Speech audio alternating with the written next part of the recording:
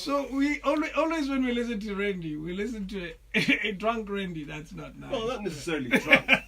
She needs to take a tipple. Okay, all right. Okay. She's at her best, Henry. Henry, yeah. Wow. What other things people do at their best when they're drunk? But anyway, we'll talk about depression. Let's focus. You're thrilling us. Let's focus. So we continue our chat after this. Swing into every morning with Mzansi's favourite breakfast crew. Good morning. I sensationalize the typical of journalists. Yeah. Your morning. Join Fidlejo, you and Leah, Graham, Zoe, and myself, Daviso, and share in the fun of starting the new day together. Yeah. Catch your feel-good breakfast show weekdays 6 to 9 a.m. Only on SABC 3.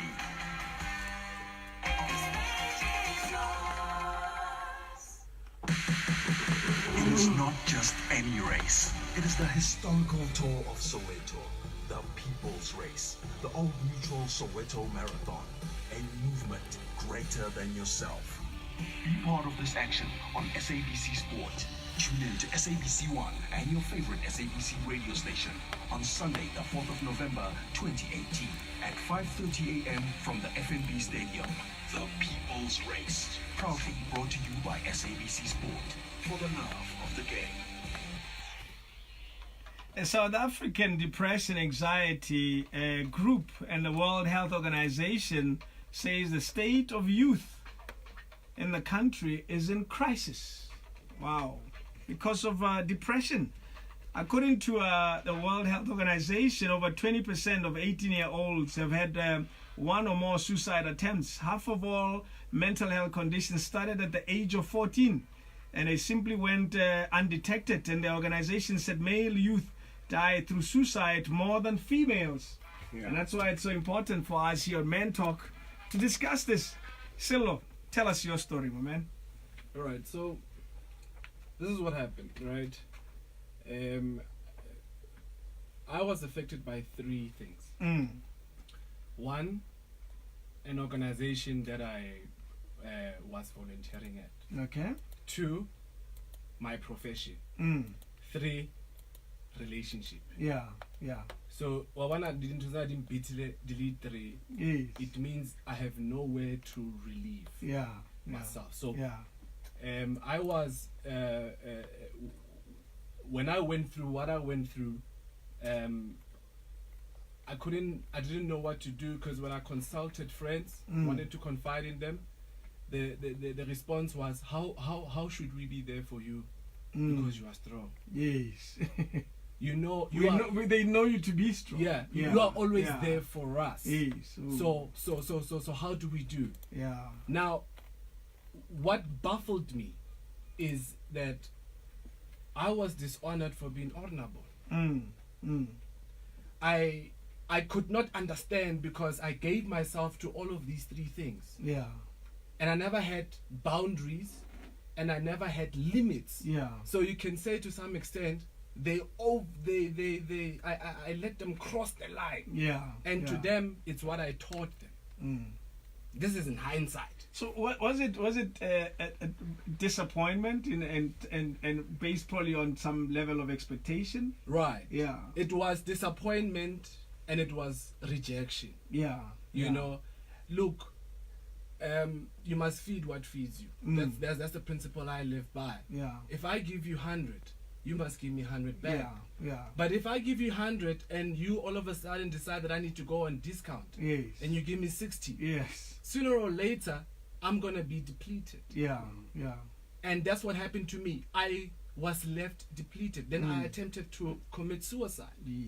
It happened the first time, it was just a thought. Then the second time, it was on Sunday, the 25th of September last year. Jeez. That's quite recent. And I was gonna do it. I was doing my honors at the time. I was writing my thesis. So you had school to deal with as well. You understand that? And I was like, this is enough. I can't take it anymore. You know, with a pipe has PSI. So you can measure the amount of pressure it can take. A human being does not have labels. They only shut down. Jeez. And that day, I was going to do it. And a good Samaritan. And I have to say a good Samaritan because if you go to the biblical context of a good Samaritan, a Samaritan is someone who was hated. In fact, if they called you a Samaritan, it was as close as cursing you. Yes, yes. And the good Samaritan helped the person who needed help, but those, which is the pastor and the Levite, who are obligated by office to help that person, yes. they just said no. Yeah. They rejected him. Yeah. A good Samaritan, someone that I am not even close to, then called my mom. And I don't said, even know how this person knew this. Yes. And said, hey, let's rush home, because I was home alone when that happened. Yeah. You know, and I started getting calls from my dad and even my mom. But they were now, for me, they were trying to distract me. Yeah. They were didn't just know. talking about other things. Right, Yes. they were buying time Yeah. in order to arrive get there. Yes. And let me tell you what broke me. It's my mom. Seeing my mom cry. Yeah.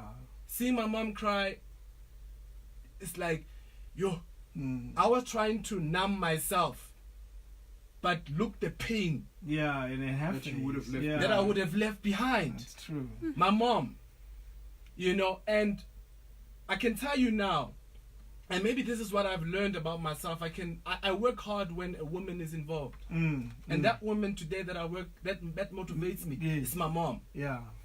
Because I owe her. Because she went through the worst. Yeah. My dad divorced my mom, and my mom left luxury Yes. to nothing. Yes. Right, to literally nothing. And I decided to leave with her, to go and stay with her. Yes. I had a choice to my dad. Yeah. Right? So I saw the transition. I saw us from living in a 2-bedroom flat to now living in a proper house. Yeah. You know, and then I was like, she went through the most. Therefore, I'm gonna draw strength from her. Yeah. And you know what my mom said? She said, whatever you need, I'm going to be here for you. Yeah. She couldn't do anything. Because you see, that's the thing about depression. Depression is fighting you. It's you against it. But they will cast the demon out. Yeah. But you cannot tell you out. Yeah. Because you are here. You are here all the time with you. Right. Yeah. You know, and the hardest thing was because as a parent, parents want to defend their kids all the time. My mom was defenseless in this case because this demon was me. It's like, what do I say to you? What do I do? Yeah. You understand that? Yeah. And they recommended go and see a therapist. True. This is what I said. I said, now honestly, I'm a typical black person. Yeah. Just like I'm a core. Akida. But I understand how I'm hurting people. Never mind me now. I'm hurting my mom. Yeah. So I said, if that thing will help me, I'll subject myself to it. So you did go through I treatment. did. Yeah. I did. I went to see a psychologist. A psychologist, after seeing me, the day one when they saw me, she said, look, you need to get medicated. Yeah. Go and see a psychiatrist. Yeah. I left and I said, I'm not going to, I refuse to take medication. Yeah. What was your reason for that? Because through my research, I have seen a lot. I've read on a lot of people who have taken medication and became addicted to it. Okay. And medication makes you happy. Yeah. And I believe happy comes from happenings. Yes. So when things stop happening, happy is gone. I said, I don't want that. Yeah. Yeah. I believe in the power of persuasion. Yeah. And persuasion is not logical.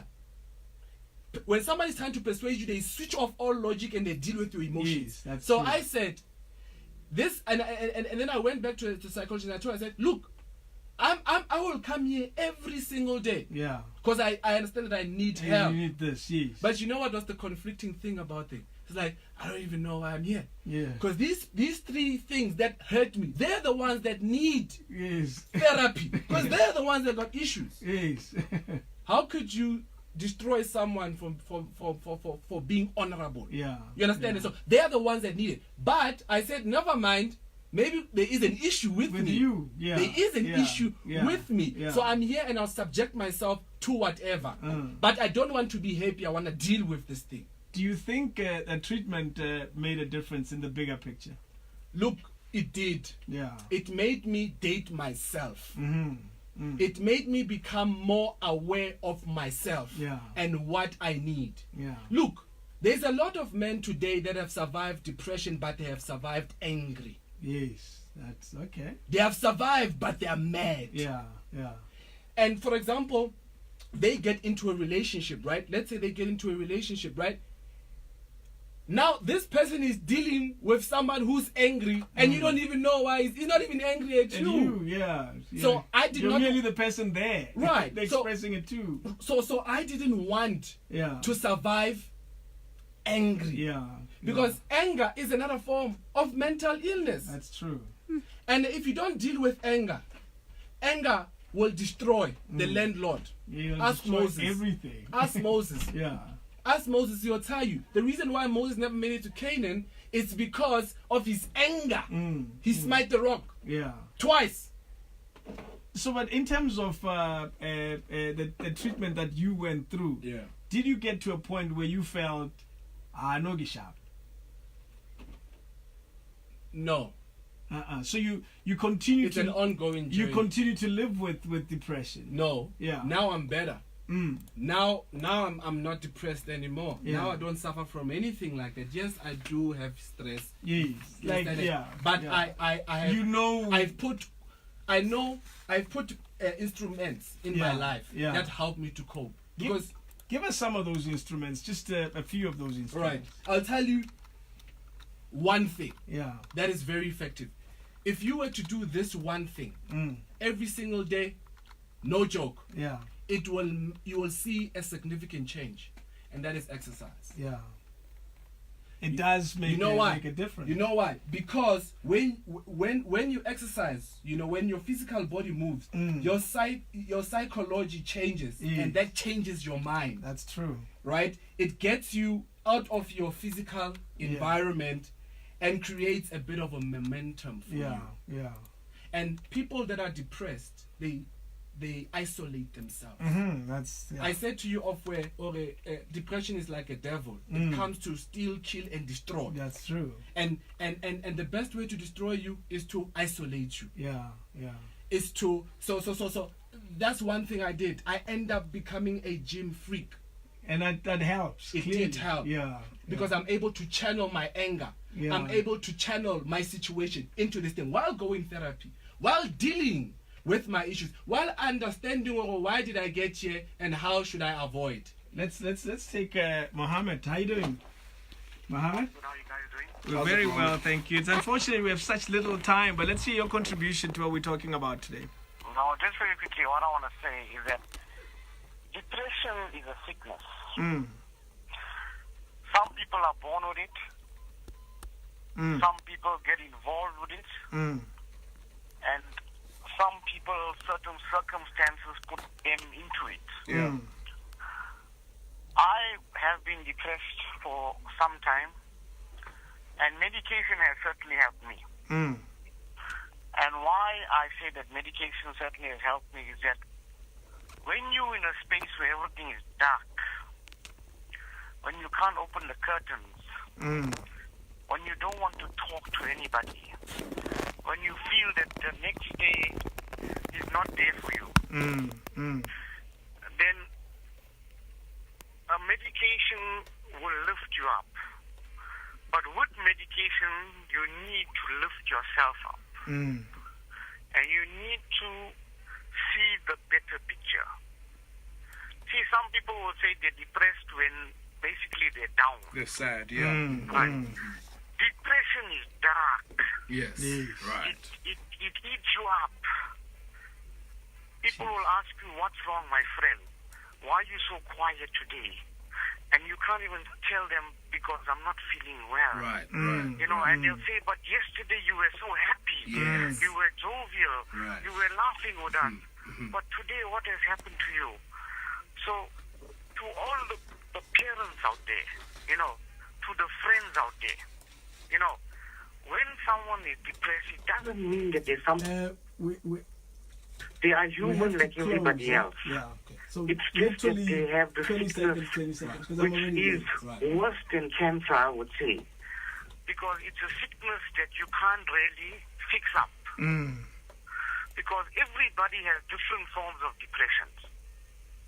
So all I'm saying, and the sad part from a man's point of view, when you take medication for depression, it gives you satisfaction in one way, but it eats you up in another way.